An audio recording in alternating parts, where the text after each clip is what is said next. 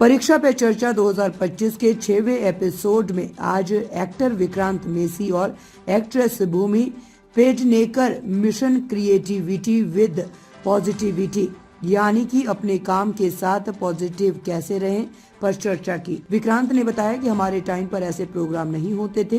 PM Modi ने जो पहल शुरू की है, आप लोग बहुत किस्मत वाले हैं। मैं बिलो एवरेज स्टूडेंट था, खेलकूद में मन ज्यादा लगता था, लेकिन परीक्षा के समय कॉपी किताब उठा लेता था, डिश काट दी जाती थी। मैं अपने भतीजे भतीजियों से बोलता हूँ कि सिर्फ पढ़ने के लिए मत पढ़ो, ज्ञान पाने के लिए पढ़ो, खेलोगे तो खिलोगे। विक्रांत बताते हैं कि दिन के 10 मिनट निकालकर अपनी खुशियां, निराशा और लक्ष्य लिखो।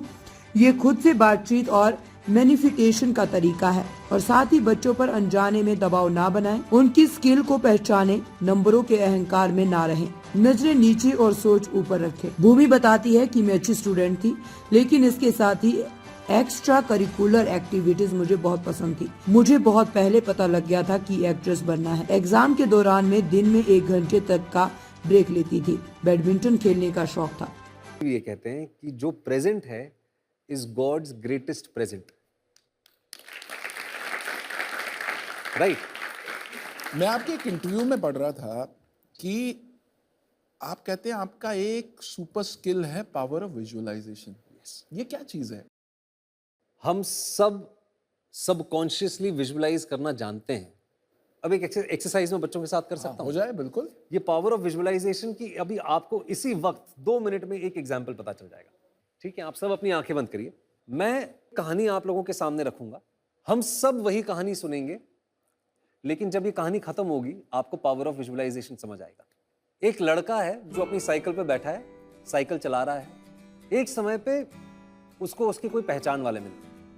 वो रुकता है, उनको नमस्ते करता है, उनका हालचाल पूछ के वो आगे बढ़ जाता है। अब सब अपनी आंखें खोल लें। यहां जितने भी लोग हैं इस कमरे में, सबने एक ही कहानी सुनी।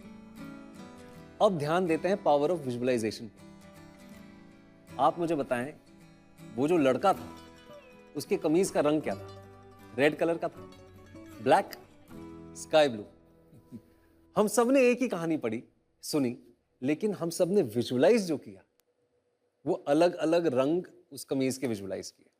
किताबों के साथ भी यही होता है। अगर हम सब एक ही किताब बैठ के पढ़ेंगे, हम सबकी जो विजुअलाइजेशन होगी अलग अलग होगी। चलिए, सुबह क्या बात है। Thank you. अच्छा विक्रांत, एक और पावर टूल है जिसके बारे में आप बात करते हो अक्सर, वो है जर्नलिंग। वो भी थोड़ा आप बच्चों को बताइए कि वो क्या चीज है और उससे वो कैसे बेनिफिट ले सकते हैं। कुछ नहीं करना है, दिन के 10 मिनट निकालने, या हफ्ते के आपको सिर्फ 40 मिनट निकालने।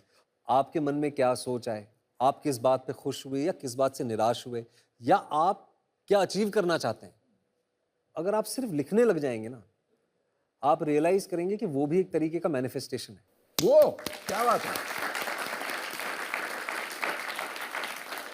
तो आप कहानी में एक ट्विस्ट लाएं।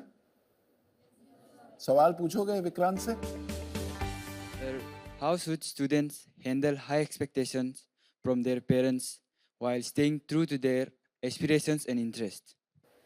ये बहुत अच्छा सवाल पूछा है आपने मुझसे सर। और इस कार्यक्रम के माध्यम से मैं उन पेरेंट्स से भी ये कहना चाहूँगा कि जो एक्सपेक्टेशंस आपने अपने बच्चों पे डाली है, वो बर्डन जिस दिन लगने लगती है ना, तो उनको वो they are not able to grow. और प्रधानमंत्री श्री मोदी जी भी ये कहते हैं कि आपके सपने जो हैं वो आपके हैं, आपके बच्चों के नहीं हैं। And to answer the last part of your question, express करें अपने आप को। अगर आपके पेरेंट्स चाहते हैं कि आप इंजीनियर बने पर आप फोटोग्राफर बनना चाहते हैं, आपको अपने मन की बात उनके सामने रखनी चाहिए। वो कन्विंस होंगे over a period of time, क्योंकि मैं सच बताऊं, by the end of it तो पेरेंट्स अपने बच्चों की खुशी चाहते हैं। क्या बात है, awesome. Okay, now it's time for our international students to ask their question from a CBSE school abroad. आमतौर 11वीं और 12वीं कक्षा में जब करियर निर्माण करने पर बहुत जोर दिया जाता है, कई छात्र अपने आप को खाली पढ़ाई तक सीमित कर देते हैं। पीयर प्रेशर उन पर बहुत होता है, जो उनके मानसिक तनाव के लिए एक बहुत बड़ा कारण हो जाता है। क्या आप हमें कोई सुझाव दे सकते हैं कि हम पीयर प्रेशर को कैसे कम कर सकें और पढ़ाई और अन्य गतिविधियों के बीच में संतुलन कैसे ला सकें? मैं भी जब स्कूल में था तो पीयर प्रेशर होता था, और खास तौर पे पेरेंट्स जो हैं ये चीज़ अननोइंगली कर जाते हैं।